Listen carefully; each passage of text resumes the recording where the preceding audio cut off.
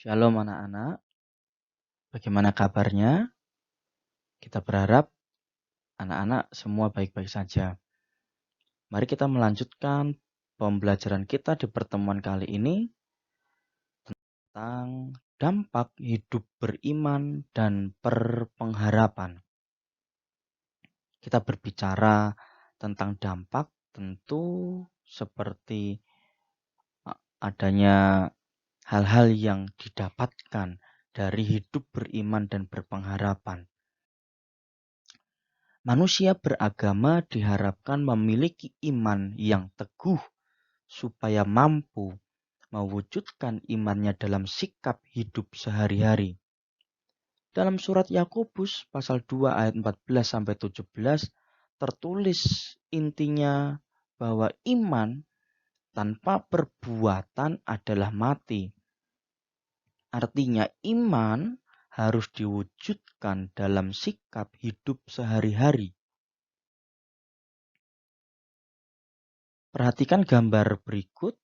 Di sana ada gambar sekelompok tim yang sedang mengayuh perahu dengan dayungnya. Tentu mereka harus kompak dalam mendayung perahu tersebut sehingga mereka bisa sampai tujuan dan memperoleh kemenangan. Mengapa kita harus mempelajari gambar tersebut?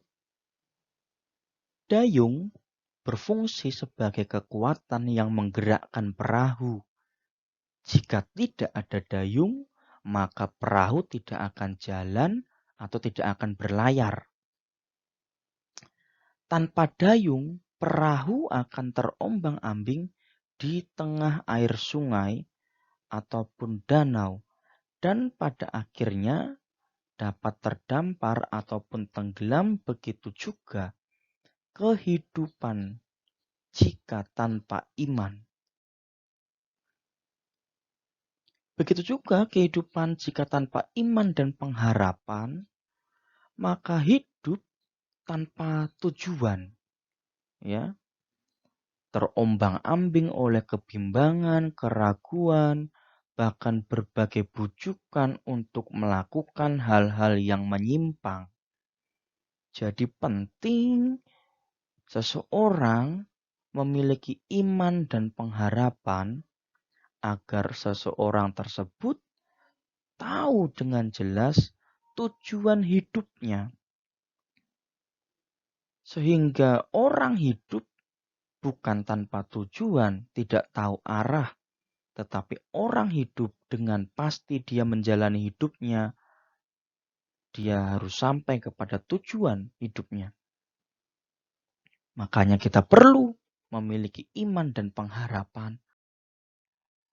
Kata iman dalam perjanjian lama berarti berpegang teguh.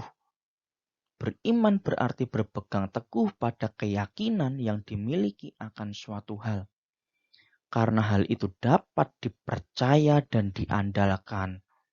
Demikianlah iman selalu berkaitan dengan percaya. Ibarat iman itu kata bendanya, percaya itu kata kerjanya. Punya iman, dia harus percaya untuk mengaktifkan iman tersebut. Beriman berarti kita percaya kepada Allah yang telah menyatakan diri di dalam Yesus Kristus. Sebagai orang Kristen, kita beriman kepada Tuhan Yesus. Kita percaya bahwa Tuhan Yesus sanggup menolong kehidupan kita di saat kita mengalami kesusahan, punya masalah yang berat.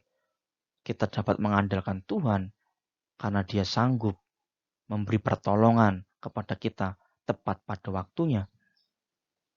Menurut Niftrik dan Bolan, beriman berarti mengenal dan mengetahui tentang Allah yang telah membebaskan atau memerdekakan manusia melalui Yesus Kristus. Membebaskan dari dosa, membebaskan dari belenggu-belenggu sifat manusia yang jahat, sehingga kita dimampukan untuk melakukan hal-hal yang baik, hal-hal yang benar, karena Tuhan Yesus telah membebaskan kita dari belenggu dosa melalui pengorbanannya di atas kayu salib. Pengharapan berarti suatu keinginan akan sesuatu yang baik atau suatu tujuan. Pengharapan orang Kristen bukan hanya di masa kini, tetapi juga bagi masa depan yang lebih baik, terutama bagi kehidupan kekal di surga. Bagi orang Kristen, iman dan pengharapan terarah kepada Yesus Kristus, Sang Juru Selamat. Anak-anak tentu punya banyak harapan. Contoh, pengen punya sepeda baru, pengen punya HP baru, pengen nanti lanjut ke SMA yang favorit, ke perguruan tinggi negeri yang favorit. Itu keinginan-keinginan atau harapan-harapan anak-anak. Tetapi pengharapan kita bukan hanya hal-hal yang kita dapatkan di dunia saja, tetapi kita juga penting untuk berharap supaya kelak kita bisa hidup kekal di surga setelah kita tidak hidup di dunia ini lagi. Bagaimana iman dan pengharapan dapat bertumbuh? Iman dan pengharapan tidak secara otomatis bertumbuh. Laksana atau seperti tumbuhan membutuhkan pupuk untuk bertumbuh. Kaitannya dengan iman dan pengharapan, supaya bisa bertumbuh, ya kita harus beribadah, berdoa, dan membaca Alkitab secara teratur dan terarah. Mintalah Roh Kudus membantu untuk menerangi akal budimu supaya dapat memahami isi Alkitab dengan baik. Kalau anak-anak tidak tahu makna ayat tertentu, tanya ke Pak Nathan boleh, tanya ke pendetamu boleh, ke orang tuamu boleh.